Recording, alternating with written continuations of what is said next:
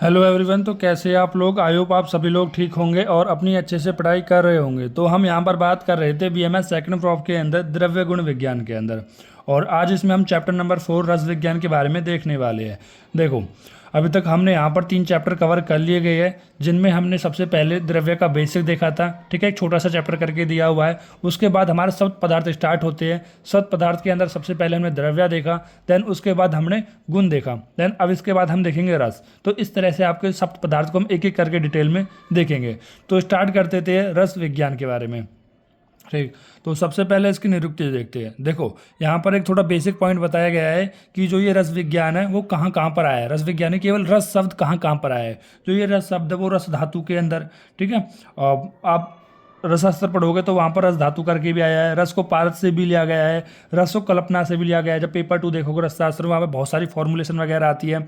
रसगुण विशेष, तो इन सारे पॉइंट से हम रस को लेते हैं। ठीक है, और यहाँ पर जो हम रस को समझने वाले हैं वो क्या समझने वाले हैं, वो हम नॉर्मली बेसिक जो रस होते हैं, मधुर रस, अमल रस, लवण रस, इस रस को हम समझने वाले हैं। यानी इन रस के क्या क्या गुण होते हैं, इन चीज़ों को हम समझेंगे। तो यहाँ पर कुछ अब निरुक्ति के लिए कुछ श्लोक दिए गए। जैसे पहला श्लोक दिया गया है कि रसति आहर गच्छति रसा, यानी कि जो दिन और रात में, यानी देखो रसति आहर गच्छति, तो यहाँ पर क्या गया, आर में दिन और रात आता है, मतलब जो दिन और रात गतिशील रहे उसे हम रस कहते हैं। ठीक है, और जो दूसरी डेफिनेशन है, दूसरी निरुक्ति है, वो है, दूसरी निरुक्ति क्या है, रसति बच्चति सर्वान लोहान इति रसा, यानी कि जो सर्व लोह को, मतलब जितनी भी लोह है, लोह मतलब जितनी भी धातु है, उन सभी धातु का भक्षण कर ले। तो रसती क्या है कि जो भक्षण कर लेता है सभी धातुओं का, सभी लोह आदि धातुओं का, उसे हम क्या कहते हैं, रस कहते हैं। ठीक है, ये जो डेफिनेशन दी गई है कहीं ना कहीं वो रसशास्त्र के आपके अंदर दी गई है।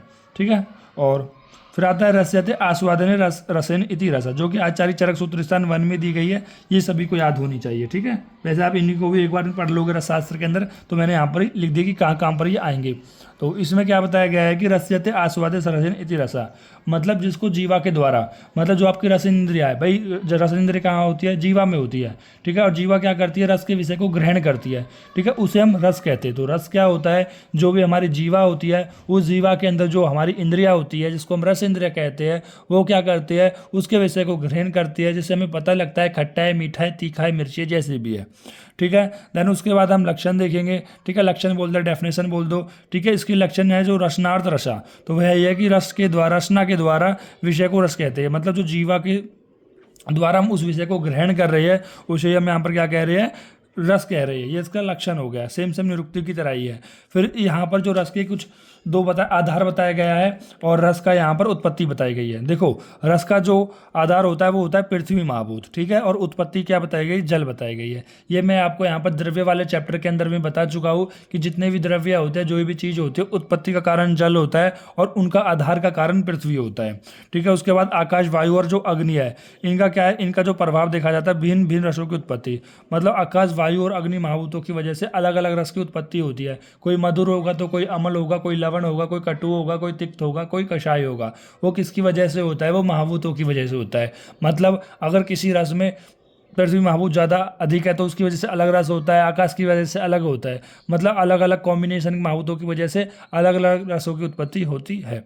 फिर उसके बाद संख्या की बात करते हैं। देखो, जब आप चरक सूत्र स्थान 26 पढ़ोगे तो वहाँ पर एक संभाषा हुई है, जहाँ पर सब आचार्यों ने अपने अपने अकॉर्डिंग बताई गई। कोई कहता है कि रस 1 होता है, कोई कहता है 2 होता है, कोई कहता है 3 होता है, कोई कहता है 4, कोई कहता है 5, कोई कहता है 6, कोई कहता है 8, 7 किसी ने नहीं कहा। देखो, 1 2 3 4 5 6 7 किसी ने नहीं कहा, डायरेक्ट फिर 8 का है, और 8 के बाद असंख्यक का है। ठीक है, और उनका एक एक करके खंडन भी हुआ है। ठीक है, जैसे कि आचार्य जो हमारे भद्र काव्य है, उन भद्र काव्य ने जो संख्या बताई रस की, वो कितनी संख्या बताई, 1 ही बताई।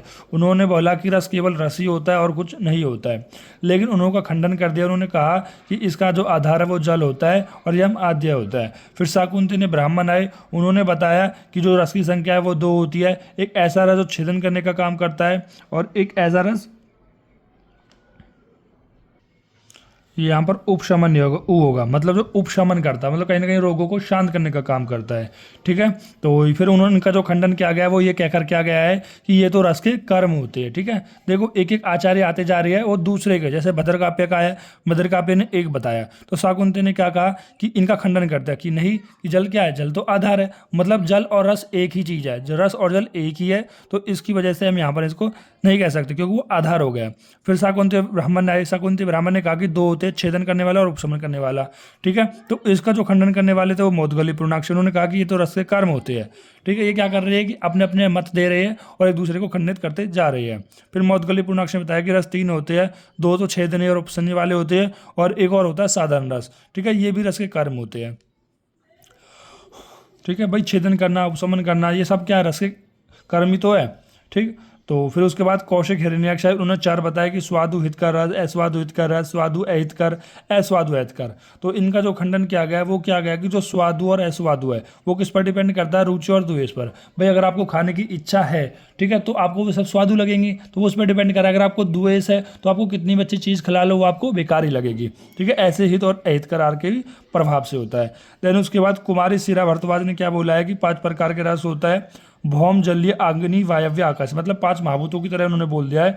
तो इसका खंडन कहा गया है ये द्रव्य के वेद है, रस के नहीं भाई, ये द्रव्य के वेद होते हैं। ठीक है, देन उसके बाद वायुर्वेद आए, उन्होंने बोला 6 प्रकार का होता है, गुरु होता है, लघु होता है, शीत होता है, उष्ण होता है, स्निग्ध होता है, रुक्ष होता है।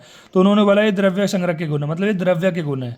ठीक है, ना कि रस के। उसके बाद वड़ी धाम मार्ग आए, उन्होंने बोला कि षड रस होता है, मतलब 6 रस होते हैं और क्षार आता है और ऐसा रस होता है जो अव्यक्त होता है। ठीक है, फिर उन्होंने इसका जो खंडन किया गया कि अव्यक्त रस नहीं होता है, व्यक्त और अव्यक्त की 2 अवस्थाएं होती है। ठीक है, मतलब रस या तो व्यक्त होगा या अव्यक्त होगा, ये अवस्थाएं होती है, कोई रस नहीं होता है। तो इसको भी यहाँ पर खंडित कर दिया गया है। उसके बाद ब्राह्म्य देश काय कराए, उन्होंने बोला कि जो रस की संख्या है वो असंख्यक रस होते हैं। ठीक है, कि दो जब संग संग कर करते हैं तो उनकी वजह से असंख्यक रोग, असंख्यक उत्पन्न नहीं होते, क्योंकि जो दोष है वो तो कितने होते हैं, 3 ही होते हैं। फिर पुनर्वैसे आते आए, उन्होंने बोला कि जो संख्या है वो 6 होती है, इसका खंडन किसी ने नहीं किया, वो 6 ही होती है। ठीक है, तो इस तरह से देखो ये ऐसी बात है कि जैसे मान लो कि आपको टीचर ने क्वेश्चन दिया और कहा कि सब अपना अपना मत दीजिए कि जैसे मेरे को क्वेश्चन देते इस क्वेश्चन में क्या क्या हो सकता है। जैसे बता था कि कोई ऐसा पेशेंट है कि इसके यहाँ पर पेन में, मतलब पेट में दर्द हो रहा है या सिर में दर्द हो रहा है। ठीक है, इतने सालों से पेन था, इतने महीनों से पेन था, तो आप बताइए कौन कौन सी डिजीज हो सकती है। तो अपने अपने पैरामीटर पर, साइन और सिम्टम्स के आधार पर उसको खंडित कर रहे हैं और अपना सही करने की कोशिश कर रहे हैं। तो यहाँ पर भी क्या थी, आचार्य ने एक यहाँ पर ऐसे पूरा ग्रुप बना रखा था और ग्रुप में आपस में सब डिस्कशन कर रहे थे। वो बोल रहा था 2, वो बोल रहा था 3, कोई बोल रहा था 4, कोई बोल रहा था 5, और एक दूसरे को खंडित कर रहे थे। और लास्ट में आत्रेय जी ने कहा कि भगवान आत्रेय ने कहा कि रस की संख्या 6 ही होती है और उसको कोई भी खंडित नहीं करता है। ठीक है, तो इस तरह से रस की जो संख्या है वो 6 पड़ी है। देखो अभी अगर आपको नहीं समझ में आया तो कोई बात नहीं, आप केवल याद रख लेना कि किस आचार्य ने कितनी संख्या याद दी है। MCQ वगैरह AIPGT और MO वगैरह के एग्जाम के लिए इंपॉर्टेंट है। ठीक है, डायरेक्टली आपको ये रेफरेंस, आपको जो रेफरेंस है डायरेक्टली आपको चरक सूत्र स्थान 26 में देखने को मिल जाएगा, वहाँ पर भी आपको अच्छे से समझ में आ जाएगा ये चीज़। ठीक है, देन उसके बाद हम भेद की बात करते हैं। तो यहाँ पर जो रस के भेद बताए गए हैं कि 5 महाभूतों के न्यून अधिक विशेष के संबंधित होने से द्रव्य में 6 प्रकार के रस उत्पन्न होते हैं। ठीक है, अब देखो यहाँ पर क्या बताया गया है कि देखो 5 महाभूतों की वजह से, अगर मैं बात करता हूँ मधुर रस की वजह से, तो मधुर रस में कौन सा महाभूत होता है, पृथ्वी महाभूत होता है और जल महाभूत होता है। अगर मैं बात करता हूँ अमल रस के अंदर, तो अमल रस के अंदर पृथ्वी महाभूत और अग्नि महाभूत होता है। ठीक है, तो पृथ्वी और अग्नि महाभूत की वजह से अमल रस बनता है और पृथ्वी और जल महाभूत से हमारा यहाँ पर मधुर रस बनता है। तो यहाँ पर भी ये कह रहा है कि अलग अलग, मतलब किसी रस के अंदर किसी महाभूत की प्रधानता होगी जिसकी वजह से उसका जो रस है वो अलग होता है। जैसे मधुर रस के अंदर पृथ्वी महाभूत और जल महाभूत की अधिकता है तो उस वजह से वो मधुर रस बनता है। इसके एग्जाम्पल गुड़ हो गया, चीनी हो गया, द्राक्ष हो गया आदि। ऐसी अमल रस है, अमल की अमलवेतस, इमली और नींबू। लवण रस के अंदर सेंधा नमक आदि वगैरह हो गई। ठीक है, और कटु रस जिसको हम पंजेंट बोलते हैं वो मरीच, चित्रक आदि हो गई। तिक्त रस पिवेटर होता है, नीम, पीठ आदि हो गए। कसाय एस्ट्रीजेंट बोलते हैं, हरित की विभक्ति आदि हो गए। जामुन वगैरह भी इसी के अंदर आ जाता है। एग्जाम्पल आप सभी लिख सकते हो, क्योंकि द्रव्य गुण पूरा पढ़ोगे तो प्लांट बहुत पढ़ोगे, सभी का आपको रसपंचक पढ़ना पड़ेगा, तो वहाँ से आप कवर कर सकते हो। ठीक, तो ये पॉइंट हो गए हमारे। तो इसी के साथ आप यहाँ पर इन चीज़ों को थोड़ा थोड़ा समझ के आप अपने से बना सकते हो। ठीक है, देखो अब हम बात करते हैं रस का पंचमहाभौतिक संगठन। ठीक है, तो यहाँ पर रस का पंचमहाभौतिक संगठन क्या बताया गया है कि रस पंचमहाभौतिक होती है और फिर भी महाभूतों के विशेष संयोग से उनमें विभिन्नता होती है। ठीक है। तो क्या बताया गया है, जितने भी रस है वो सारे रस में क्या होते हैं, 5 महाभूत ही तो होते हैं भाई, लेकिन फिर भी एक दूसरे से अलग होते हैं। एक दूसरे से अलग क्यों होते हैं, कोई मधुर है, कोई अम्ल है, कोई लवण है। इसका सिंपल सा कारण ये है कि हर रस के अंदर हर एक महाभूत की प्रधानता अलग होती है। किसी के अंदर कोई महाभूत ज़्यादा अधिक प्रदान होता है तो किसी के अंदर कम महाभूत प्रदान होता है, जिसकी वजह से अलग अलग रस यहाँ पर आपको देखने को मिलते हैं। देन उसके बाद दूसरा पॉइंट है कि षड्रस की उत्पत्ति में 5 महाभूतों की न्यूनता और प्रधानता कारण होती है। जैसे बता चुका हूँ कि जो षड्रस की उत्पत्ति हो रही है, 6 रस की उत्पत्ति हो रही है, वो डिपेंड कर रही है कि कौन से रस के अंदर किस महाभूत की प्रधानता होती है। जैसे आकाश जल तब नीचे गिरता है, जैसे कॉमन एग्जाम्पल उन्होंने बताया है कि जब आसमान का जो जल होता है, जब वो ऊपर से जब नीचे गिरता है, तो जब वो नीचे गिरता है तो उसका जो रस है वो अलग अलग प्रकार का हो सकता है। वो जल मधुर भी हो सकता है। देखो नॉर्मल जो वाटर है उसका कोई रस नहीं होता है, ठीक है, नॉर्मल वाटर का कोई रस नहीं होता है, लेकिन जब वो गिरता है तो पृथ्वी आदि महाभूतों के कारण वो अलग अलग रस में कन्वर्ट हो जाता है। जैसे वो पृथ्वी पर गिरेगा तो अगर वो नारिकेल के साथ मिलन करता है तो मधुर रस उत्पन्न होता है, और बिल्व के साथ उत्पन्न होता है तो तिक्त रस होता है, और आंवला के साथ मिल जाता है तो कसाई रस उत्पन्न करता है। तो इस तरह से अलग अलग प्रकार के रस होते हैं। वो किस पर डिपेंड कर रहे हैं, प्योरली ऑन महाभूतों के विकार पर ही डिपेंड कर रहे हैं। और अब यहाँ पर जो 6 रस है उन 6 रस के अंदर महाभूत बताए गए हैं। जैसे मधुर रस के अंदर पृथ्वी जल है, और अमल के अंदर पृथ्वी और अग्नि है, लवण के अंदर जल और अग्नि है, कटु के अंदर वायु और अग्नि है, तिक्त के अंदर वायु और आकाश है, कसाई के अंदर वायु और अग्नि। इसकी मैंने ट्रिक बता रखी है कि 54, 53, 43, 23, 12 और 52, ठीक है। अब देखो अगर आपको इस सिक्वेंसली याद है कि आकाश, वायु, अग्नि, जल और पृथ्वी, पृथ्वी 5वें नंबर पर आती है तो पृथ्वी, और जल कितने नंबर पर आता है, 4थे नंबर पे तो जल। इसी तरह से आप पृथ्वी और अग्नि, जल और अग्नि, वायु और अग्नि, वायु और आकाश, वायु और पृथ्वी, तो इस तरह से 54, 53, 43, 23, 12, 52, इससे आप यहाँ पर किस राशि के अंदर कौन सा महाभूत है वो याद रख सकते हो। देन उसके बाद आता है कि किस ऋतु के अंदर कौन से रस की उत्पत्ति होती है। देखो 6 ऋतु होते हैं, सिक्वेंसली सभी को याद होगी, शिशिर, वसंत, ग्रीष्म, वर्षा, शरद और हेमंत। तो फिर से बता रहा हूँ 6 ऋतु होती है, शिशिर, वसंत, ग्रीष्म, वर्षा, शरद और हेमंत। जो ऊपर की 3 ऋतु है वो आदान काल की ऋतु होती है, और जो नीचे की 3 ऋतु होती है वो विसर्ग काल की ऋतु होती है। अब इनमें कौन से रस की उत्पत्ति होती है उसको हम नीचे से याद करेंगे। देखो मधुर, अम्ल, लवण, कटु, तिक्त, कषाय। तो पहले मधुर, दूसरे नंबर पे अम्ल, तीसरे पे लवण, इसी तरह से पहले नंबर पे कटु, देन तीसरे पे तिक्त, चौथे पे ऐसे तरह से कषाय। तो इस तरह याद रख सकते हो मधुर, अम्ल, लवण, कटु, तिक्त, कषाय, ठीक है। अगर आपको रस पता लग गया कि कौन सी ऋतु के अंदर कौन सा रस है, तो आप इन्हीं के अनुसार महाभूत भी बता सकते हो। जैसे तिक्त के अंदर कौन कौन से महाभूत है, वायु और आकाश महाभूत है तो वायु और आकाश महाभूत है। कषाय के अंदर कौन कौन से है, वायु और पृथ्वी है तो वायु और पृथ्वी है। तो इस तरह से सभी को आप यहाँ पर महाभूत और रस की उत्पत्ति पता लगा सकते हो। ये जो टेबल लिया गया है वो अष्टांग हृदय सूत्र सन 18 से लिया गया है, ठीक है। देन यहाँ पर इसको प्रूव करा गया है कि किस तरह से, देखो रस का भौतिक निष्पत्ति का निर्धारण, मतलब रस की भौतिक निष्पत्ति मतलब रस में कौन सा महाभूत होता है, इस चीज़ का निर्धारण हम 2 चीज़ से कर सकते हैं। एक होता है अनुमान, एक होता है आप्तोपदेश, ठीक है। अनुमान को कैसे करेंगे हम, कार्य को देखकर। अभी समझाता हूँ किस तरह से। आप्तोपदेश को कैसे करते हैं, देखो आप्तोपदेश का क्या मतलब होता है कि जो भी आपके यहाँ पर वैद्य वगैरह है, अच्छे टीचर वगैरह है, जो भी ऐसे लोग हैं जो रजोतम से मुक्त हो गए हैं, वो अपनी बातों में शास्त्रों में लिखते हैं कि हाँ कि इसका रस ये होता है तो ये आपको मानना होता है। ये तो एक पॉइंट तो ये हो गया।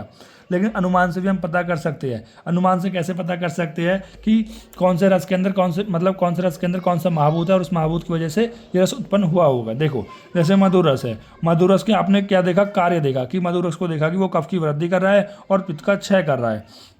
तो इसको देखकर आप मधुर राशि पृथ्वी जल महाभूत की उत्पन्न हुआ है ऐसा अनुमान करते हैं कि देखो भाई शरीर में कफ की वृद्धि कर रहा है, पित्त का क्षय कर रहा है। तो आप यहाँ कहीं ना कहीं मानोगे जो पृथ्वी और जल है, पृथ्वी और जल वो किसके अंदर होते हैं, कफ के अंदर होते हैं, ठीक है। तो वो क्या कर रहे हैं, पृथ्वी और जल कफ की वृद्धि कर रहे हैं और पित्त का क्षय कर रहे हैं, ठीक। कहीं ना कहीं अगर कफ बढ़ेगा तो अपने आप पित्त का क्षय हो जाएगा, नहीं अपने आप तो नहीं होगा। खैर देखो नॉर्मली क्या होता है कि आपने देखो दोष पढ़े होंगे कि वात दोष, पित्त दोष और कफ दोष।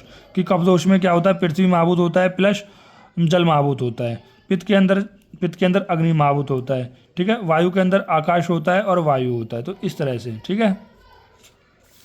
तो उसी तरह अम्ल रस है कि आपने अम्ल रस देखा कि अम्ल रस कफ और पित्त की वृद्धि करता है और वात का क्षय करता है। सर ये कैसे पता लगेगा, सिंपल है, हमने आपको बताया मधुर रस, अम्ल रस, लवण, कटु, तिक्त और कषाय, ठीक है। ऊपरले 3 रस कफ की वृद्धि करते हैं, वात का शमन करते हैं। निचले 3 रस वात का वृद्धि करते हैं, कफ का शमन करते हैं। और अम्ल, लवण, कटु ये पित्त का शमन करते हैं। बचा मधुर, तिक्त और कषाय, ये पित्त को बढ़ाते हैं। और ये 3 रस क्या हो जाएंगे, ये 3 रस क्या हो जाएंगे हमारे, पित्त को बढ़ाने वाले हो जाएंगे। ठीक है, तो इस तरह से आप यहाँ पर पता लगा सकते हो और अनुमान कर सकते हो किस रस से किसकी वृद्धि होती है। जैसे यहाँ पर बताया कि अमल रस से कफ और पित्त की वृद्धि हो रही थी। देखो, अमल रस से कफ और पित्त की वृद्धि होती है, तो अमल रस क्या करता है, कफ की वृद्धि करता है, और दूसरा पित्त की वृद्धि करता है। तो ये कफ की भी वृद्धि करता है और अमल रस पित्त की भी वृद्धि करता है। ठीक है, ये यहाँ पर वृद्धि का ऑप्शन होगा, मैंने गलत लिख दिया है। ये वाले क्या होंगे, अमल लवण कटु पित्त को बढ़ाने वाले होंगे, और ये वाले क्या होंगे कि मधुर तिक्त कषाय पित्त को कम करने वाले होंगे। ठीक है, तो इस तरह से इन सभी को आप कर सकते हो। सेम वही है कि लवण रस क्या करेगा, कफ और पित्त की वृद्धि करेगा, और विषंदन होता है, उष्ण होता है, जिसके हम ये अनुमान कर सकते हैं जल और अग्नि महाभूत यहीं पे देखने को मिलेगा। देखो, इसके बाद हम आधुनिक मत अनुसार, मतलब मॉडर्न रिलेटेड अनुसार हम देखते हैं रस की संख्या 5 होती है। देखो, कहीं कहीं पर रस की संख्या 4 बताई गई है मॉडर्न के अनुसार, कहीं कहीं पर 5 बताई गई है। ठीक है, तो हमने यहाँ पर 5 ले लिया ताकि आपको एक एक्स्ट्रा पढ़ ले, और उसके अनुसार देख लेंगे आपको 4 पढ़नी है 5 पढ़नी है। कि देखो, पहला हम बोलते हैं स्वीट। स्वीट क्या होता है, ये यूजली इंडिकेट होता है एनर्जी के लिए, हाई रिच न्यूट्रिएंट के लिए। ठीक है, और सॉल्टी क्या होता है, ये अलाउ करता है मॉडरेटिंग डाइट, जैसे कि इलेक्ट्रोलाइट बैलेंस। ठीक है, ये इलेक्ट्रोलाइट बैलेंस करने का काम करता है। सॉल्ट सोर क्या करता है, typically the taste of the bird के लिए। बिटर क्या करता है, अलाउ करता है सेंसेसिंग डाइवर्स नेचुरली टॉक्सिन को। उमामी करता है taste of the amino acid को। ठीक है, अमीनो एसिड की टेस्ट के लिए होता है। अमीनो एसिड क्या, जो प्रोटीन के अंदर होते हैं, जैसे कि मीट ब्रोथ हो गया, एग्ड चीज़ हो गया। ठीक है, सारे क्या प्रोटीन वाले कंटेंट है। अब इनके अंदर केमिकल कॉन्स्टिट्यूशन देखेंगे, जैसे मैंने बता दिया हाई न्यूट्रिएंट मिल रहा है तो ग्लूकोज से, फ्रक्टोज से, इन्हीं से तो एनर्जी मिलेगी। तो फ्रुक्टोज को, ग्लूकोज को, इन सभी को एक साथ रखने का काम करता है। ठीक है, और सॉल्ट में क्या होता है, जितने भी हमारे सॉल्ट्स होते हैं, सोडियम सॉल्ट, पोटेशियम सॉल्ट हो गया, ऑर्गेनिक हो गया, इनऑर्गेनिक हो गया, और एसिड के अंदर भी आता है एक organic acid, inorganic acid. Organic के अंदर लैक्टिक एसिड आ गया, एसिटिक एसिड आ गया, और हमारा इनऑर्गेनिक के अंदर यहाँ पर HCl हो गया, सल्फ्यूरिक एसिड हो गया। ठीक है, अब देखो यहाँ पर ऑर्गेनिक इनऑर्गेनिक का मतलब क्या है, ऑर्गेनिक के अंदर कार्बन की प्रेजेंस हो जाती है, जबकि इनऑर्गेनिक कार्बन की प्रेजेंस नहीं होती है। ठीक है, फिर बिटर के अंदर flavonoid, catechin, phenol, polyphenol, caffeine, example of the bitter substance. ये सारे किसके एग्जाम्पल है, बिटर सब्सटेंस के एग्जाम्पल बताए गए हैं। इमोमी का ऐसा कोई एग्जाम्पल मुझे देखने को नहीं मिला।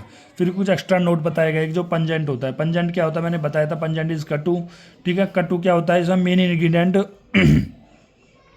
देखो सॉरी, मेन इंग्रेडिएंट देखो, main ingredient that give food is pungent flavour. देखो, जो आपका जो कटु है, पंजेंट है, मतलब कटु है, वो पंजेंट किसकी वजह से लगता है, तो उसमें एलाइल साइसोथाइनेट होता है, पिपरेन होता है, कैप्सिन होता है। ठीक है, मस्टर्ड और रेडिस हो गया।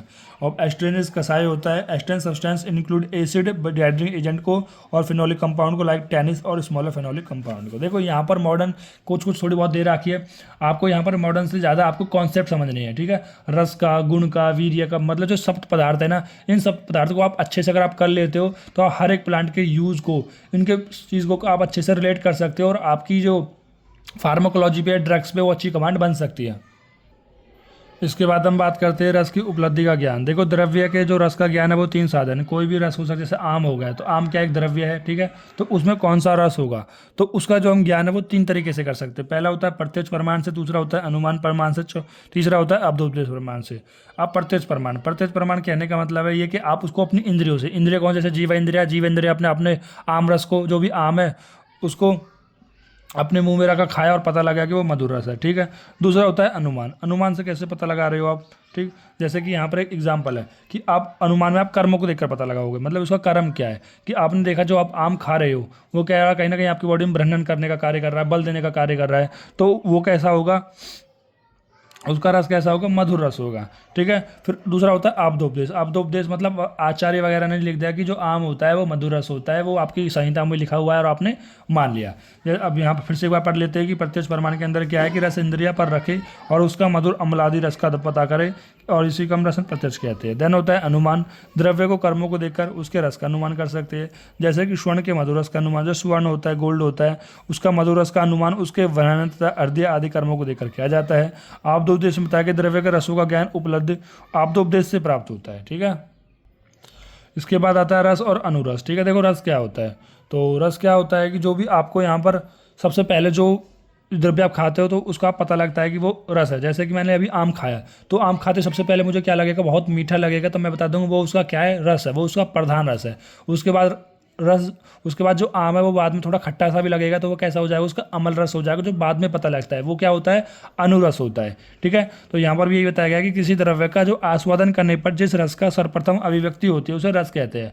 मतलब जब भी आप उसका टेस्ट करते हो तो सबसे पहले जो रस आपको पता लग रहा है कि मीठा लग रहा है या खट्टा लग रहा है, तीखा लग रहा है, वो उसका रस होता है। और जो बाद में पता लग रहा है, जब खाने के बाद उसको लग रहा है कि थोड़ा सा वो कहीं ना कहीं खट्टा सा भी था, तो वो उसका क्या हो जाता है, अनुरस हो जाता है। ठीक है, और जो प्रधान रस के बाद, मतलब प्रधान रस के बाद व्यक्त होता है, उसे हम अनुरस कहते हैं। जैसे रस का यहाँ पर श्लोक भी आता है, व्यक्त सुसुक आस्यम चा आदो चा रसो द्रव्यसम लक्ष्यते। इंपॉर्टेंट श्लोक याद कर लेना। तो यहाँ पर बताया व्यक्त बताया गया है, मतलब जो जीवा के साथ संयोग होने पर पूर्ण अभिव्यक्त हो जाता है। ठीक है, मतलब जैसे ही उस द्रव्य का हम जीवा के साथ संयोग कराते हैं तो आपको पता लग जाता है कि उसका रस कैसा है। जैसे आपने हरित की खाया और हरित के खाते ही आपको पता लग गया कि वो कसाय रस है। दूसरा होता है शुष्क आस्य, मतलब अगर द्रव्य शुष्क अवस्था में भी है, शुष्क अवस्था में भी है, तो भी उसके गहरा रस का पता लग जाता है। जैसे कि द्रव्य के शुष्क होने तक जो रस स्थिर होता है वह स्पष्ट रूप से व्यक्त होता है। ठीक है, अब यहाँ पर क्या एग्जांपल, जैसे कि शुंठी हो गया, शुंठी का रस है वो कैसा होता है, उष्ण वगैरह होता है। तो मतलब रस तो उष्ण नहीं होता, कटु रस होता है, तो उसका भी पता लग जाता है। फिर होता है चादो, मतलब द्रव्य का जीवा के साथ सहयोग होने पर जो रस प्रारंभ से व्यक्त हो जाता है। ठीक है, जैसे ही सहयोग होगा तो शुरुआत में जो इनिशियली आपको पता लग जाए, जैसे कि आपने छाछ पी तो छाछ का पीते ही पता लग गया आपको अमल रस है, इस तरह से। और अनुरस क्या होता है, अनुरस इसके विपरीत होता है। तो विपर्यम अनुरसम सुरोसो नास्त्यम सप्तम। तो यहाँ पर क्या बताया गया है कि जो अनुरस होता है वो विपरीत होता है रस के।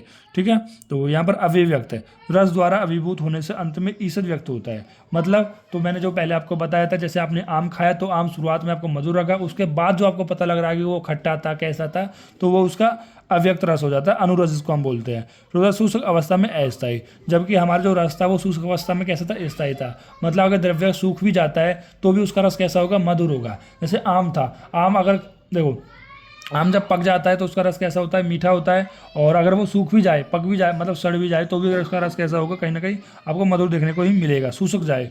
ठीक है, तो उसी तरह से अनुरस, लेकिन यहाँ पर अनुरस के अंदर ऐसा नहीं होता है कि जब उसकी शुष्क अवस्था में कैसा रस कैसा होता है, अस्थायी हो जाता है। अनुरस शुष्क अवस्था में व्यक्त नहीं होता है। अंतिम में क्या होता है कि अनुरस की अभिव्यक्ति प्रधान रूप के बाद उत्पत्ति में नहीं होती है। अंत्य मतलब अनुरस की जो अभिव्यक्ति है वो प्रधान रस के बाद वो अंत में उत्पन्न होती है। ठीक है, अंत्य मतलब जो अनुरस है वो अंत में उत्पन्न है। देखो नॉर्मल पहला होता है अभिव्यक्त, अभिव्यक्त मतलब जब भी आप रस खा रहे हो तो उस रस से वो व्यक्त नहीं हो रहा है। ठीक है, प्रधान उसके बाद में व्यक्त हो रहा है, और शुष्क अवस्था में कह रहा है अस्थायी है। और जो भी अनुरस होता है अगर वो सूखा अवस्था में व्यक्त नहीं होता है और लास्ट में ही आपको प्रतीत होता है, इसको हम अंत्य बोलते हैं। ठीक, तो अब इसके यहाँ पर देखो, अब इसके यहाँ पर भेद बताया गया। जैसे एग्जाम्पल भी अव्यक्त रस का हरित का मधुर रस, हरित की आप शुरुआत में खा रहे थे वो कसाई लग रहा था, वो उसका प्रधान रस था, लेकिन लास्ट में मधुर सा भी लग रहा है, इसलिए वो अव्यक्त है। अब भेद, इसके 4 भेद होते हैं। भेद 4 भेद नहीं होते हैं, वो डिफरेंस बताया गया एक तरीके से। ठीक है, कि जो रस और अनुरस में क्या डिफरेंस है, कि अभिव्यक्ति, तो ये जो रस होता है वो पूर्ण रूप से व्यक्त हो गया, जैसे आम को आपने खाया तो पता लग गया शुरुआत में ही। और अनुरस क्या होता है, जो बाद में पता लगता है। अभिव्यक्ति क्या होती है, जो आरंभ से ही आपको पता हो, प्रथम में पता हो। और अनुरस होता है जो उसका अंत में पता लगे। और अवस्थाएं कैसी होती है, रस की शुष्क अवस्था में स्थायी रहता है, जबकि जो अनुरस होता है वो शुष्क अवस्था में स्थायी नहीं रहता है। ठीक है, जैसे इसका एग्जाम्पल पिपली हो गया। ठीक है, जो शुष्क अवस्था में कटु रहती है, जबकि आर्द्र अवस्था में कैसी हो जाती है, मधुर हो जाती है। ठीक है, इसलिए तो मैंने बोला कि जो अनुरस होता है वो अस्थायी होता है, जबकि रस कैसा होता है, स्थायी होता है। देखो, इसके बाद हम बात करते हैं रस का रूपांतर के बारे में। ये 5 नंबर में आपसे पूछा जा सकता है, अगर नहीं भी पूछा जाए तो आपको पता होना चाहिए कि जो रस होता है वो किस तरह से एक रस से दूसरे रस में कन्वर्ट हो जाता है। जैसे आपने देखे होंगे ये जो कच्चे खल है, जो कच्चे केले हैं, वो कभी कभी क्या होते हैं, वो मधुर नहीं होते, लेकिन जब पक जाते हैं तो मधुर हो जाते हैं। ठीक है, ऐसे कच्चे बेर हो गए, कच्चे आम होगा, कच्चा आम अमल रस होता है, पकने पर मधुर हो जाता है। तो इसी तरह से तो वो रस का रूपांतर हो रहा है, वो किन किन बेसिस पर होता है। जैसे रस का रूपांतर का मतलब होता है कि रस का एक रस से दूसरे रूप में दूसरे रस में परिवर्तन होना ही रस का रूपांतर है। जैसे पहला हो गया काल की स्थिति, तो कुछ काल तक किसी द्रव्य को रखने पर उसके रस स्वतः परिवर्तन हो जाता है। ठीक है, मतलब काल स्थिति नाम से ही क्लियर है कि अगर आप किसी द्रव्य को कुछ लंबे समय तक रख देते हो तो वो अपने आप पक जाते हैं। जैसे कि नॉर्मल कच्चे केले का एग्जाम्पल भी आपने देखा होगा, कच्चे केले तोड़ लेते हैं और उनको कुछ लंबे समय के लिए रख देते हैं और वो अपने आप ही पक जाते हैं। ठीक है, जैसे कि या फिर कुछ और भी एग्जाम्पल है, चावल का जो भात होता है इनिशियली आप खाते हो मधुर होते हो, लेकिन कुछ समय बाद तक आप दे देते हो वो कैसे होता है, खट्टे खट्टे से हो जाते हैं। देन उसके बाद पात्र की स्थिति है। पात्र कैसे कांस्य का बर्तन, जो ब्रॉन्ज का जो बर्तन होता है, अगर आप उसमें दही रख देते हो तो दही कटु रस में परिवर्तन हो जाती है। जैसे दही अभी अमल रस है तो अमल रस से वो कैसे कन्वर्ट हो जाएगी, कटु रस में कन्वर्ट हो जाएगी। देन उसके बाद जो संयोग और संयोग बताया जाया है कि अगर आप किसी दो द्रव्य का आपस में संयोग कराते हो तो उसके रस में परिवर्तन देखने को मिलेगा। देखो मैंने ये नहीं कहा कि वो परिवर्तन अच्छा ही होगा, परिवर्तन बेकार भी हो सकता है, बस हम यहाँ पर बात कर रहे हैं कि रूप का कन्वर्जन होना एक रूप से दूसरे रूप में, चाहे वो अच्छा भी हो सकता है वो गलत भी हो सकता है। जैसे कि अगर आप मान लो कि सब्जी वगैरह बनाते हो और वो रख देते हो एक दिन के लिए, तो वो कैसे हो जाएगी, बेकार हो जाएगी, खट्टी वगैरह हो जाएगी। तो यही मैं बता रहा हूँ, कट्टू से खट्टी हो जाएगी। और अमल रस वाली इमली का संयोग चूने के साथ कर देते हो वो मधुर हो जाती है। अगर इमली देखा होगा, इमली सभी ने खाई होगी, खट्टी होती है, लेकिन उसमें अगर आप चूना मिला देते हो, चूने मिलाने से वो कैसे हो जाती है, मधुर हो जाती है। पाके अग्रे यानी इमली पकाने पर मधुर हो जाती है। खट्टी इमली को भी पकाते हो तो भी मधुर हो जाती है। आतप, आतप मतलब जो धूप है, अगर किसी चीज़ को आप धूप में सुखाते हो तो भी उसके रूप में परिवर्तन आ जाता है। जैसे कि तंबरू का फल होता है, उसका जो रस होता है वो कषाय होता है, लेकिन अगर आप उसको काफ़ी लंबे समय तक धूप में रख देते हो तो उसका रस मधुर हो जाता है। तो यही क्या है, रस का रूपांतर है। फिर उसके बाद भावना आ गई। तो भावना क्या है, नाम से क्लियर, भावना यानी रस की भावना देकर उसके रूप में कन्वर्ट करना, कि किसी द्रव्य विशेष के साथ द्रव्य को भावना देने से उसके रूप में रूपांतर आ जाता है। जैसे कि तिल कसाय, तिल जो होता है वो कसाय होता है, तिक्त होता है, मधुर रस वाला होता है। तो कौन कौन सा रस होता है, तिक्त रस होता है, कसाय रस होता है, तिक्त रस होता है, मधुर रस होता है। अगर आपने इस तिल को यष्टि मधु के साथ भावना दे दी तो ये किस में कन्वर्ट हो जाएगा, मधुर रस में कन्वर्ट हो जाएगा।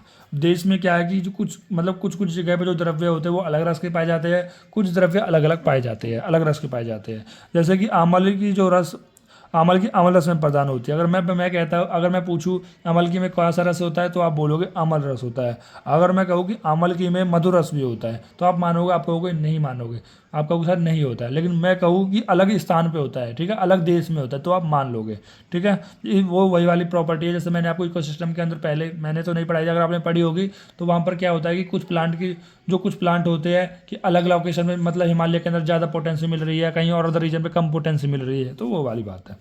परिणाम में क्या है कि मधुर रस वाला दुग्ध दही से परिवर्तन होने पर अमल रस में हो जाता है। देखो जो यहाँ पर जो दुग्ध था, मधुर रस वाला जो दुग्ध था, जैसे वो दही में कन्वर्ट हुआ, दही में परिवर्तन हुआ, तो उसमें कैसे कन्वर्ट आ गया, वो अमल रस में हो गई, ठीक है। दही कैसी होती है, अमल होती है, खट्टी होती है। उपसर्ग में क्या होता है कि इच्छु से कीट लगने पर उसमें तिक्त या अमल रस उत्पन्न हो जाता है। देखो इच्छु कैसा होता है, मधुर रस होता है। जैसे इसमें उपसर्ग वगैरह, मतलब कीड़े फुंसी वगैरह लगते हैं, लाल लाल आपने देखा होगा, तो वो कैसे रस में कन्वर्ट हो जाता है, अमल रस में कन्वर्ट हो जाता है। फिर आता है विक्रिया। विक्रिया में क्या है कि फल को काटकर हाथ से मसलने पर वह अमल रस प्रदान हो जाता है। देखो जो कटहल होती है, तो कटफल हो या कटफल, मुझे नहीं आइडिया, कटफल एक फल होता है। अगर आप उसको हाथ से काटते हो और उसको हाथ से मसलते हो तो उसका आपके हाथ के सहयोग होने की वजह से उसका जो रस है वो कन्वर्ट हो जाएगा, वो अमल रस में कन्वर्ट देखने को आपको मिलेगा। तो आज की वीडियो में इतना ही रहने देते हैं और उसका बाकी का पार्ट हम उसकी अगली वीडियो में कवर करेंगे। Thank you guys. अगर आपको वीडियो अच्छी लगी हो तो लाइक ज़रूर करना और अपना एक प्यारा सा कमेंट जरूर करें।